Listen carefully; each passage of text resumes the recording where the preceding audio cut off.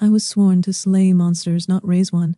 But the day I pulled a demon child from the ashes, I made a choice that could doom or save the world. They say the gods never speak clearly, only in riddles wrapped in fire and blood. I used to scoff at such sayings, but now, standing before the burning bones of what was once a monastery, I wonder if I've become the punchline of some divine jest. The stench of scorched wood and holy parchment chokes the air. Black smoke curls into a blood-red sky, and ash coats my tongue with a bitterness I thought I'd forgotten. Somewhere beneath the collapsed stone and fire-charred rafters I hear it, a cry. Thin, wailing, alive. Gods help me, something still lives in there. I draw my blade more from habit than intent. My armor creaks as I move through the shattered entryway, every step crunching broken icons beneath my boots. Statues of saints lie decapitated. The altar's gold is melted into warped pools. This place was once sacred. Now it reeks of brimstone and blasphemy. I am Sir Caelan Dorn, or I was, once, Knight of the Dawnsworn, Slayer of the Worm of Valmark, shield-bearer to King Aldrich, until I failed him, until I let him die beneath the spires of Erloth and lost my name to exile. Now I sell my sword to whoever pays and drink away the memory of better days. With that cry, it cuts through even my self-loathing. I find the child in the chapel's heart, beneath a shattered stained glass window. She is no more than an infant, naked save for a blanket that somehow hasn't burned. Her skin is unmarked by flames, smooth and dark like old bronze, but glowing faintly, as if lit from within. Horns, small, curved, jut from her temples. Her eyes meet mine, crimson, glowing, too knowing. She does not stop crying. I should have killed her then. Instead, I wrap her in my cloak and carry her from the ruin. I make camp that night in the hills overlooking the blackened remains. The wind bites sharp, the air thick with smoke and distant thunder. I don't sleep. She doesn't either, just watches me with those eerie, unblinking eyes. In the morning, the old woman arrives. I don't hear her approach. One moment I'm sharpening my blade. The next, she's standing just outside the ring of stones and ashes I call a fire pit. Hooded, cloaked, leaning on a gnarled staff. Her voice is cracked stone. You took her, she says. I did, I reply. She was crying. Everyone else was dead. She nods, more to herself than to me. Then it is you, the knight who failed his king. The one with blood on his soul. I don't ask how she knows. I simply wait. She kneels by the fire. Her eyes are cataract white, blind, or so they seem. The child stirs in my arms, fusses, then quiets again as if she knows this woman. Smells like lavender and burnt incense. She is Azara, the woman says. Born of flame and shadow, blood of human and demon both, she will end the realm as we know it. I look down at the girl. Her hand curls around my finger, warm as a coal fresh from the hearth. Then why warn me? I ask. Why not kill her yourself? The woman chuckles, dry as desert leaves. Because I've seen the end. And I've seen you in it. You, Caelan Dorn, you will be her sword or her shield, perhaps both. Perhaps neither. The gods play strange games. I don't play games, no. You bleed instead. I want to leave her then. Walk away. Abandon prophecy and madness to the ash and let the world burn if it wants? But I don't. Something in her voice, sorrow maybe, nails me to the ground. She coughs hard. Blood spatters the dirt. Her body begins to tremble. I was the last oracle of the Ember Path. They burned the rest of us when we refused to call her abomination. But I saw her fate, and I saw your name carved into it. Not as her killer, not yet, as her guardian, her father. No, I breathe. But the word tastes like a lie. She smiles through blood. Give her a chance, that's all I ask. Then she collapses into my fire and is gone before I can move. I named her Azara. I don't know why. Maybe because that was the name given, and no other seemed to fit. I told myself I'd bring her to a city, hand her off to a healer or a priest, anyone, but each time I tried, I faltered. Once, in the border town of Fair Hollow, I nearly left her at the temple steps. She cried when I placed her down. Screamed, really. A high, keening wail that made the candles inside flicker and the monks stumble from their prayers. I ran. I carried her away in the dark and didn't stop until dawn broke over the veil of thorns. She grew quickly, walked by one, spoke by two. By three, she was reading old soldiers' journals I kept in my satchel. By four, she was asking what a soul bond meant and why people feared her when they saw her horns. They think you're different, I told her. They're afraid of what they don't understand. She looked up at me with firelit eyes and said, Do you fear me, Caelan? I didn't answer, because I didn't know. We've lived in the shadows. From the icy cliffs of the north to the swamps of the south we've wandered. She stays cloaked. I carry false names. Word spreads slow in the backlands, but I know our time is growing short. The Church of the Flame hunts whispers now. Entire villages disappear when rumor spreads of the horned girl. Cultists chant her name in blood. And worse still, she's starting to burn when she dreams. Last night she woke with her hands glowing, the trees around our camp blackened at the tips. She wept in my arms, sobbing that she didn't mean to, that the fire just comes when she's scared. I held her close. We'll figure it out, I promise. But I wonder.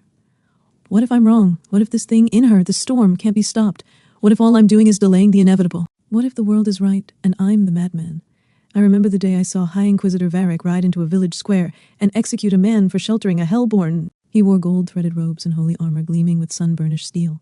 His voice was like thunder on the wind. He looked at me once, in passing. I knew then he would find us eventually, and when he does, I'll have to choose. Between the world and the girl I now call my daughter. Azara turned 15 the winter the world remembered her name. We were living in the broken spires of Delmira then. a forgotten ruin half swallowed by the forest.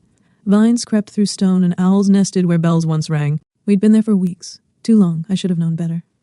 She practiced in the clearing at dawn, bare feet on frostbitten grass, arms raised to the pale light. Her skin shimmered, always a little too warm for the season. She could lift stones now. Call small fires. She tried to hide it when I watched. But I wasn't blind. The magic was waking in her, wild, untrained, hungry. What do I do if I hurt someone? She asked me one night, curled beneath her old cloak beside the hearth we dared to build inside the ruin's main hall. You don't? I said. But what if I can't stop it? I looked at her hands, so small, so gentle. The same hands that scorched trees when she dreamed, cracked stone when she screamed. I'll help you stop it. Her eyes searched mine. And if I can't be stopped, then only silence. They came in the morning, horse hooves, iron boots, the crash of shattered underbrush, the ember nights. Varric always knew how to make an entrance. I'd fought beside men like them once. Righteous, merciless, draped in holy sigils and the blood of their enemies. But the ones who came that day were not holy. They were zealots armed with flame steel and branded hate. Varric sat tall atop a white warhorse, silver armor gleaming even beneath overcast skies. His beard was touched with gray now, but his eyes were sharp, cruel, certain. You've been hiding a curse, he called across the courtyard. The church would see it purged. I stepped forward, hand on my sword. She's not a curse. He raised his gauntlet, and behind him the monks lit their torches. Holy fire, blue and hot as wrath. You forget yourself, Sir Kaelin. You shelter a demon. I didn't reply. The word shelter tasted strange. She wasn't a burden I carried. She was a reason I kept going. Azara stepped out from behind the columns, cloak falling away. She didn't hide her horns anymore. Her eyes glowed like smoldering embers. She didn't look like a girl anymore. She looked like something older, something powerful. I won't go with you, she said, her voice calm. Varric's smile was pitying. You don't have to, child. The fire will take you either way. The first blast came from the knights. A spear of holy light cut through the air. Azara caught it with her bare hands. The blast struck her palms and shattered like glass against stone. She didn't even flinch. The next moment was chaos. Flames erupted from the underbrush. Knights charged, and I drew my sword. I cut down 2 before I lost sight of her, then 3. I took a wound to the shoulder. My arm screamed with pain. Blood soaked through the seams of my armor. Through the haze, I saw her. Azara stood at the heart of the ruin, surrounded by a storm of flame. It didn't consume her. It obeyed her. The knights fell back afraid now, finally seeing the truth in the prophecy they'd worshipped and feared. And I saw it too. She could burn this world to ash. She could end it. Her eyes found mine, wide with terror, with fury, with need. Kaelin, she cried out. I don't know how to stop it. My legs moved on instinct. I ran to her, through fire, through blood, through everything I had left. I grabbed her by the shoulders, pulled her close. You can stop it, I said, voice hoarse. You have a choice. Tears cut through the soot on her face. They want to kill me. I know. I want to kill them. I know. My hands cupped her face, thumb brushing soot from her cheek. But you don't have to. You don't have to be what they say you are. She trembled like the world itself was shuddering through her veins. Then, slowly, gods, so slowly, the flames died. The stones cooled. The sky opened. The knights fled. Varric remained. He stood bleeding beneath the old tree where monks once hung lanterns for the dead. Sword broken. Helmet gone. His eyes filled with hate and something worse. Conviction. You've doomed us, he whispered. She will bring the end. If not today, then tomorrow. I stepped in front of her. She chose mercy. She chose delay, he hissed. When the blood moon rises, she will not be able to help herself, and your name will burn with hers in the ashes of this realm. I wanted to kill him. Gods, I wanted it more than anything. But I didn't, because if she could choose mercy, so could I. We left him there, broken, alone, muttering prayers to a god who never answered. We ran, again, through the forests of Nerith, across the frozen plains of Galore, always moving, always hiding. She was growing stronger, and I was growing tired. The wound in my shoulder festered. I knew it was mortal, though I never said a word.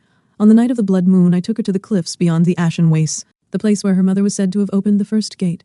It pulsed with ancient fire now, a rift in the earth, a scar left by something greater than men or demons. It's calling me, Azara said. I know, I can end it, I nodded.